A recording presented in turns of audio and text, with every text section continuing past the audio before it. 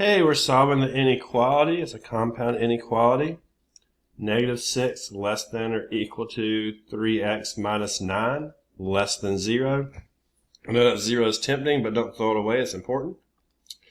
So there's no parentheses, no fractions, so we can go ahead and start isolating our x. So we need to get the 9 away from the x, so we'll add 9 to all three parts.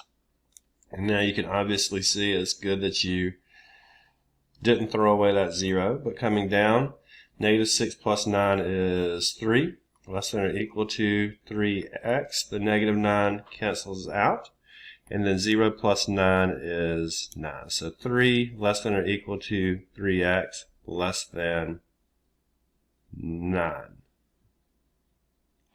And then we're going to divide by the 3.